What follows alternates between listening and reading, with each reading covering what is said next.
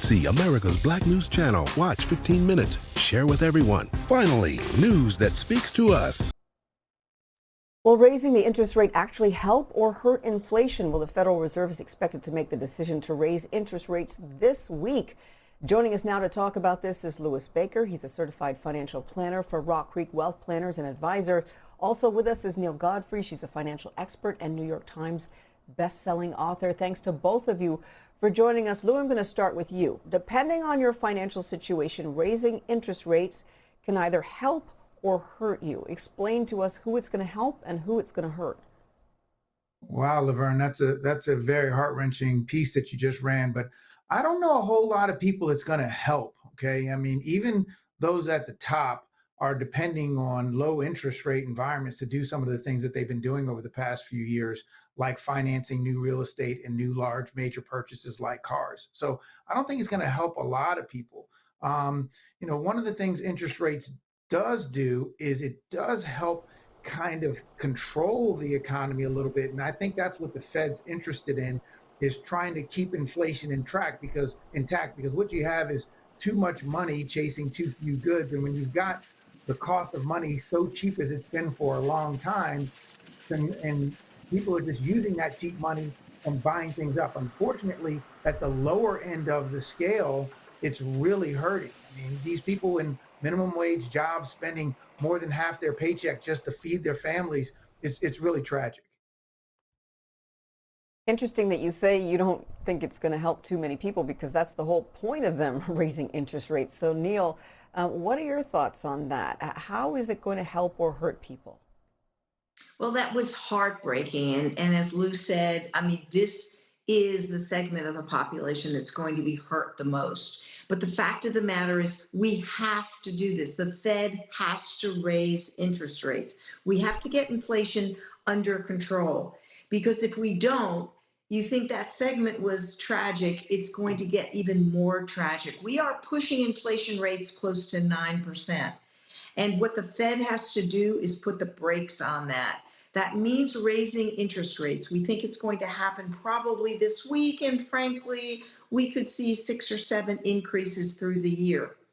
If we get inflation under control, if we start to back up some of this economic movement, then over the long haul, all these people will be better. But in the short term, it is going to be really, really difficult. But you have to understand, the Fed does not want stagflation.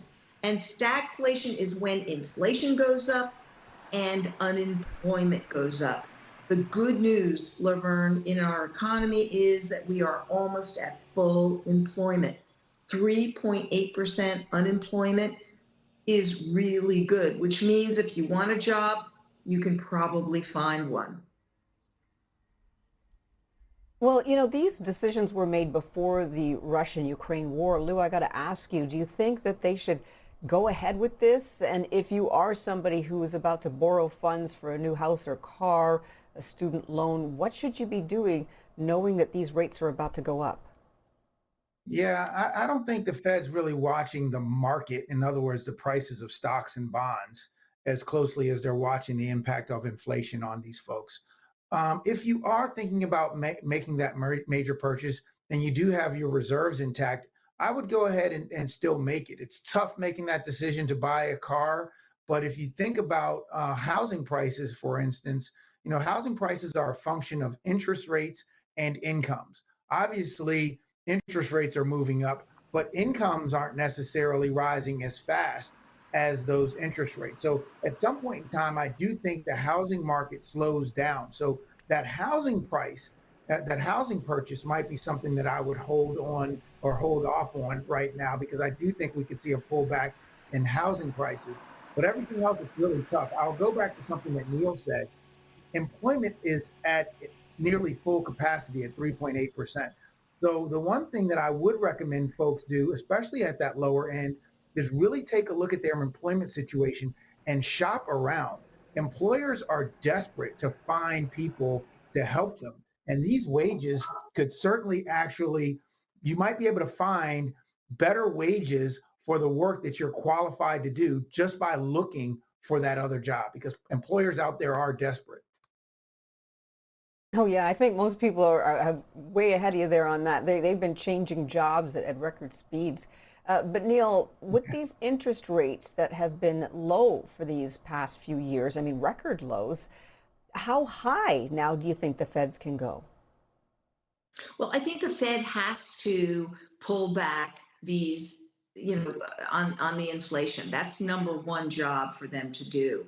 And remember, the stock market reacts to the war, which is going on, and the bond market is reacting to inflation.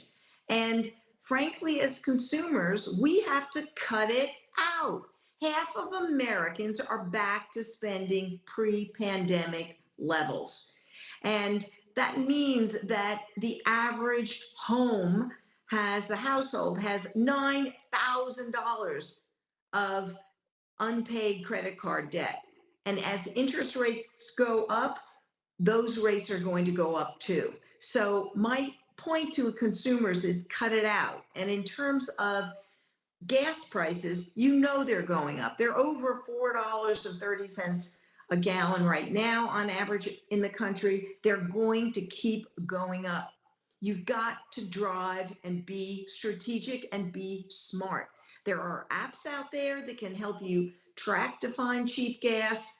Pay in cash. You're going to be saving 10 cents to 15 cents a gallon. When you drive in and you see the first price there, right, Lou?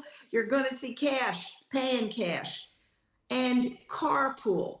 Make sure that you're not having wasted trips. Sit your teenage kids down and say, cut it out. No more joyriding. No more out there just running around.